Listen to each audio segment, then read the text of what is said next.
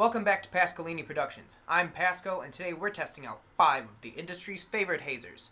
The Base Hazer, the Mystic 2, the ATME, and the One. This is the Great Hazer Shootout. First up, we've got the Base Hazer from Hazebase. This is a water-based hazer with a 2-channel profile. It consumes 1500 watts of power at 120 volts, weighs in at 40 pounds, it's got its own proprietary Hazebase fluid, and it warms up in 60 seconds. The consumption rate with this hazer at 99% is 0.6 liters per hour, or about 8 hours on its 5-liter tank. The Base Hazer is easy to transport, it's quick to set up, it's easy to pack up, and it's pretty easy to program. It filled the room fairly quickly, getting to what I'd consider a full stage of haze within a minute and 45 seconds. The haze was thick, it stuck around for a fairly long time, upwards of about 15 minutes. Here, you can see the room after 10 minutes.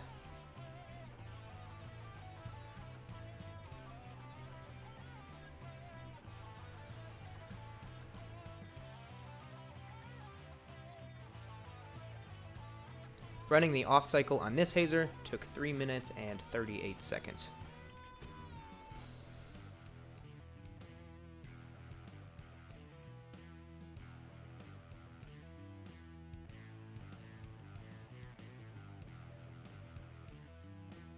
Next up, we've got the Mystic from Master Effects. This is a water-based hazer with a 3-channel profile.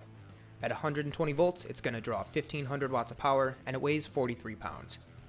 It's got 2 different fluids, a low-density indoor fluid called Nebulous, and a high-density outdoor fluid called Obscure. The warm-up time with this hazer is 1 minute and 19 seconds.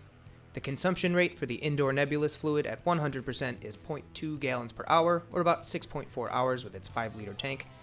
The Obscure outdoor fluid at 100% will draw 0.23 gallons per hour, or about 5.5 hours on its 5-liter tank. The Mystic is pretty easy to set up, it's pretty easy to pack up, and it's pretty easy to program. It does tend to fall asleep if you leave it without data for too long, and it is fairly awkward to carry. Running the Mystic for 2 minutes brought us to what I'd consider a pretty filled room. The indoor fluid seems to be a little thinner than the Base Hazer, and it dissipated a little more quickly.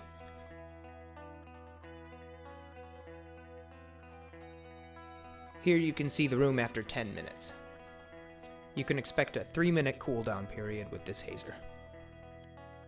Next up, we have the Mystic 2 from Master Effects. This is almost identical to the original, but there are a few key differences. It is still a water-based hazer, and it still has 3 channels. However, at 120 volts, it will consume 1600 watts of power. The tour package weighs 97 pounds. It's got the same 2 fluids for indoor and outdoor, but this one will warm up quicker. I got it to warm up in 50 seconds. You can expect your consumption rates to stay the same as the Mystic 1. The Mystic 2 is still easy to transport, it's easier to move than the Mystic 1, it's quick to set up, it's easy to program, and it's easy to pack up. It does tend to fall asleep if you leave it without data for too long, and sometimes it flashes a fluid empty message on the screen when the tank isn't empty. I expected this to perform about the same as the original, which it did. It still took 2 minutes to fill the room, and the hang time remained about the same as well.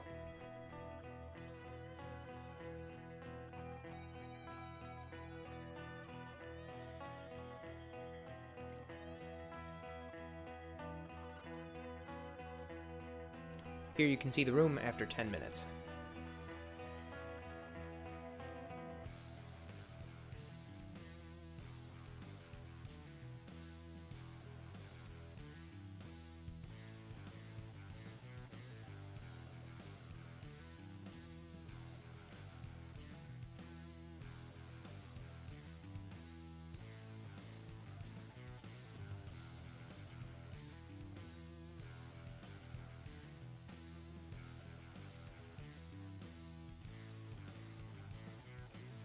You can expect the same off cycle of 3 minutes with this hazer as well.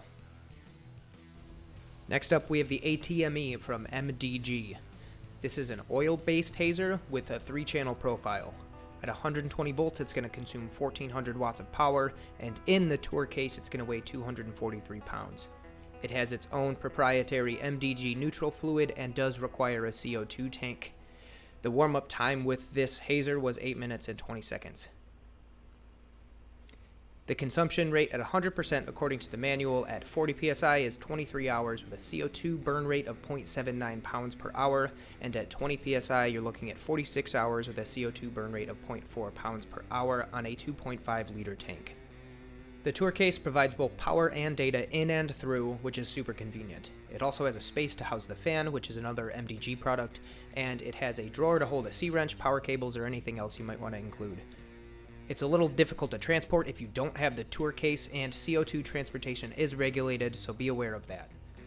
Prior to operation, you need to open the CO2 tank. If you're operating this Hazer from a lighting board like I am, you'll also need to set the communication setting to DMX. The profile gets kind of confusing in MA2. You have to turn haze on in the macro channel, set max haze in the SFX channel, and set the correct fixture sleep setting in the control channel. It can be quite confusing if you haven't used one before, and even if you have used them, you can still get lost trying to get it to haze. The warm-up time seems excessive, but you can expect that from oil-based Hazers. Once it warmed up, it filled the room quite slowly.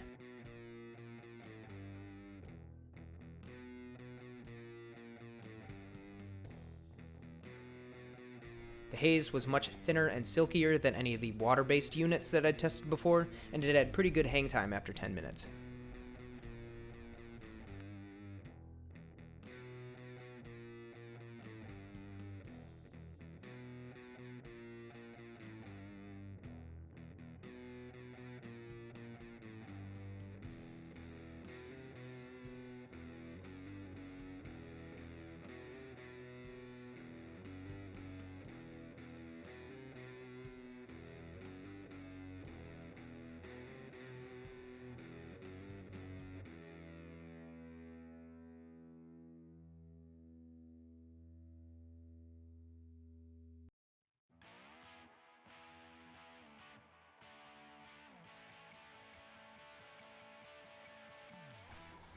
Finally, we have The One from MDG. This is an oil-based Hazer with a 5-channel profile. At 120 volts, it consumes 1480 watts, and in the tour rack weighs 265 pounds. It takes MDG neutral fluid and requires a CO2 tank. The warm-up time for this Hazer was 7 minutes and 15 seconds. Consumption rates at 100%. At 30 psi, you get 50 hours with a CO2 burn rate of 0.77 pounds per hour, and at 10 psi, you get 120 hours with a CO2 burn rate of 0.33 pounds per hour with a 20-liter bottle. The touring rack comes with a fan that attaches right to the rack itself. This Hazer can do fog or haze. It's pretty easy to transport, but it is a little bit difficult to program, and again, it has the added cost of operation from the CO2. The unit operates similarly to the ATME. You'll also need to open the CO2 tank and set the communication interface to DMX. The haze from the One spread pretty slowly. It took about 3 minutes and 45 seconds to get what I considered full haze. The fluid does have good hang time, sticking around for over 20 minutes. Here's the room after 10 minutes.